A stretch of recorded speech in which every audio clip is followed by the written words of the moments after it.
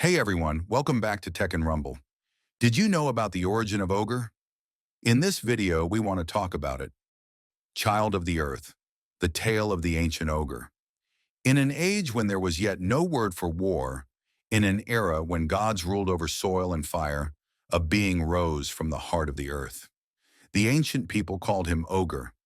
The race of ogres was the embodiment of nature's wrath and the silent will of the earth itself. In those times, many races walked the world. Among them, the bearers of the devil gene, the Hachijo clan, and the Kazama family.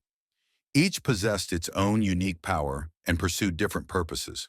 Some were seen as saviors at times, and at others as forces of darkness and destruction. Yet among them all, there was one race considered the purest form of evil, the demonic kind. It is said that in the dawn of ages, whenever the blood of the innocent is spilled upon the soil, the earth would cry out in agony. And from that cry, a force was born, a power that carried within it the rage and pain of nature itself.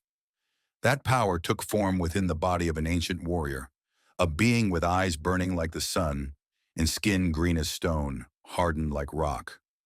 Ogre was neither born of man nor descended from the heavens. He was the child of the earth.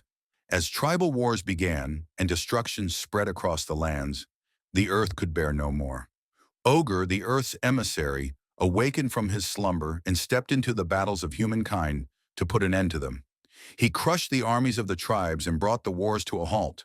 To preserve balance, he ruled over them as both god of war and their king. The tribes worshipped Ogre, and peace returned to the lands once more. His mission fulfilled, Ogre descended again into the depths of the earth, falling into a deep sleep, to awaken only when the world would need him once again. Years and centuries passed. Though wars still raged among men, the earth had not yet called for Ogre's return. Until one day, groups of archaeologists and seekers of power uncovered clues in ancient records. Evidence of a being beyond human, the god of war himself, Ogre. Though his name was whispered in legend, no proof of his existence had ever been found. Among those who searched, the Mishima Zaibatsu discovered the location of his resting place, a temple buried beneath Mexico. But of Ogre himself, there was no trace. At that time, a woman named Jun Kazama lived in the forest with her son Jin. Jun often told Jin stories about Ogre in the ancient times, for she knew one day they might meet him. The Kazama bloodline carried a force of nature within them, a gift capable of deepening Ogre's slumber. The last to wield this gift was Jun herself, but Jin, her son, had also inherited the devil gene from his father, Kazuya Mishima. The combination of these two forces, nature and demon, was a threat to the world's balance, and Ogre could sense it. As turmoil grew across the earth, the seal of Ogre's slumber finally broke. But his awakening came with fury and madness. He had forgotten his purpose and was consumed by chaos. Meanwhile, Heihachi Mishima, having learned of Ogre's existence, entered the temple, just as the ancient being awoke and sensed the vast energy within Jun and Jin. Ogre sought out this power, and at last found Jun Kazama and her son. A fierce battle followed. Jun fought valiantly, but was ultimately defeated and killed. Before her death, she told Jin that if Ogre ever came for them, he must flee and seek refuge with his grandfather, Heihachi. After Jun's death, Ogre began hunting down other warriors.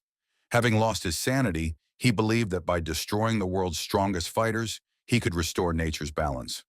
Many perished in his path, among them the first king, and others like Baekdu-san were gravely wounded. Meanwhile, Jin sought out Heihachi and began harsh training under him, driven by vengeance for his mother's death. But Heihachi, secretly desiring Ogre's power, used Jin as bait. He announced the Third King of Iron Fist tournament to gather the world's strongest fighters and draw Ogre out. As the tournament began, the greatest warriors faced each other, until two remained in the finals, Jin Kazama and Paul Phoenix. In the midst of their battle, the earth trembled. Ogre had come. The battlefield now had three combatants, Jin, Paul, and Ogre. A brutal fight ensued. Ogre held the upper hand, but with Jin and Paul's combined strength, he was finally defeated. But it was not over. Ogre's body began to transform. reshaping itself into a monstrous being, a towering creature with horns and wings, the form that would later be known as True Ogre. True Ogre attacked the two fighters, overwhelming them both. At that moment, the demonic power within Jin awoke. His eyes glowed yellow, a crimson mark split his forehead, and a third eye opened. In a half-demonic form, Jin faced the True Ogre, and after a fierce struggle, destroyed him. True Ogre's body dissolved into radiant light and scattered into the sky. It seemed that the ancient ogre was no more. But in the world of Tekken, nothing ever truly ends. Years later, a new being appeared, Silver Ogre, a creature that might mark the rebirth of the ancient race of ogres once again. Now we have to see what happens in the rest of the story and what the role of the new ogre, or new ogre's role in the future, could be. Thanks for watching this video. Don't forget to like and subscribe. And remember, let's be Tekken.